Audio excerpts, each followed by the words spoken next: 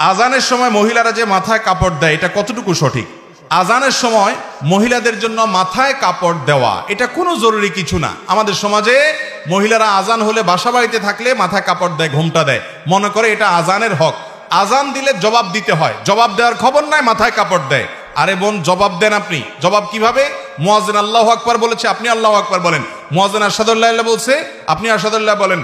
কুলু বিসলামা ইয়াকুলুল মুয়াজ্জিন, মুয়াজ্জিন যা বলছে আপনি হুবহু তা বলেন। শুধু হাইয়া আলাস সালাহ হাইয়া আল ফালাহ যখন মুয়াজ্জিন বলে তখন লা হাওলা ওয়ালা কুওয়াতা ইল্লা বিল্লাহ বলেন।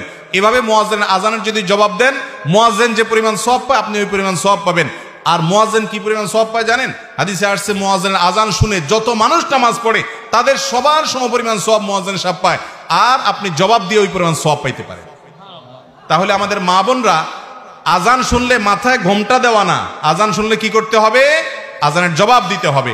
হ্যাঁ, আপনি যদি বাহিরে বেপর্দা থাকেন তাহলে আজান শুনলেও ঘোমটা দিবেন, আজান না শুনলেও ঘোমটা দিবেন।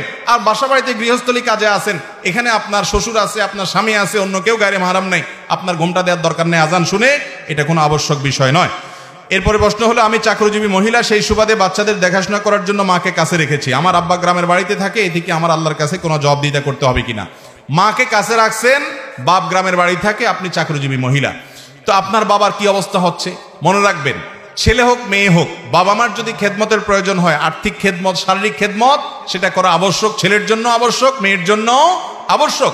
অতএব আপনার বাবার যদি কোনো অসুবিধা না হয়, মা মাঝে মধ্যে যাওয়া আসা করে, তাহলে আপনার জন্য এটা জায়েজ হতে পারে। কিন্তু যদি আপনার বাবার অসুবিধা হয় তাহলে বাবাকে হয় কাছে আনতে হবে, আর না হলে মাকে সেখানে রাখতে হবে, যাতে করে বাবার অসুবিধা না হয়। কারণ তার যদি অসুবিধা হয় তাহলে সেক্ষেত্রে আপনি গুনাহগার হবেন। আর আপনি চাকরি বাহিরে করছেন, সেটা আপনার কতটা নিড আছে, শরীয়তের নীতিমালাগুলো রক্ষা করে করছেন কিনা, সেটা প্রশ্ন সাপেক্ষ বিষয়।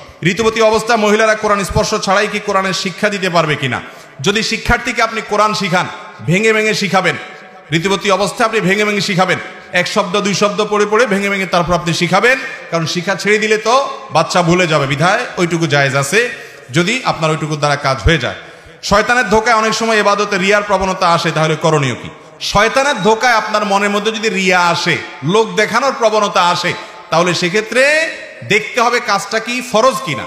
ফরজ নামাজ হলে যত রিয়া আসুক তারপরও দেখায় যেতে হবে, অর্থাৎ প্রকাশ্যে করে যেতে হবে, তাতে আপনার রিয়া কিছুদিন পরে দূর হয়ে যাবে। যেমন নামাজ পড়তেছেন, রিয়া আসে, যাকাত দিচ্ছেন, রিয়া আসে, তারপরও আপনি দিয়ে যাবেন। এগুলো গোপনে দেওয়ার জিনিস না, কারণ নামাজ তো জামাতের সাথে পড়তেই হবে, যাকাত তো দিতেই হবে, ইসলামের শিআর। অতএব সেখানে রিয়া আসলেও আপনি করবেন, কোনো অসুবিধা নাই, কিছুদিন পর রিয়া দূর হবে। আর নফল আমলের ক্ষেত্রে মানুষে দেখলে রিয়া হয়, তাহলে দেখাবেন না, ওইটাকে যত লুকাবেন তত বেশি সওয়াব হবে। সেজদা গিয়ে কোনোই উরুর সাথে লেগে থাকলে সালাতের কোনো সমস্যা আছে কিনা? পুরুষরা, নারীরা সবাই সালাতের ক্ষেত্রে, আমাদের অনেক ক্ষেত্রে দেখা যায় আমরা অলসতা করি। বিশেষ করে পুরুষদের মধ্যে এই রোগটা অনেক বেশি দেখা যায়, মহিলাদের মধ্যেও আছে, যে অলসতা করে। রুকুর ক্ষেত্রে আমরা ভালো করে ঝুঁকি না, সেজদার ক্ষেত্রে ভালো করে সেজদা দেই না, দাঁড়ানোর ক্ষেত্রে ভালো করে দাঁড়াই না, এই কাজগুলো গুনাহের কথা। আমরা যদি সেজদা গিয়ে এই যে উরুর সাথে আমাদের রান লেগে যায় অথবা মাটির সাথে রেখে দেই, অলসতা পরে, সেজদা তো হয়তো আদায় হয়ে যাবে, গুনাহ হবে না, এই নামাজ হয়ে যাবে, কিন্তু এর কারণে নামাজের অঙ্গহানি হবে, নামাজের মর্যাদা নষ্ট হবে এবং গুনাহ হবে। অতএব এইভাবে অলসতা ভরে নামাজ পড়া জায়েজ নেই। আল্লাহ তাআলা আমাদের সবাইকে যা জানলাম, শুনলাম, বুঝলাম, সেগুলো অনুযায়ী আমল করার তৌফিক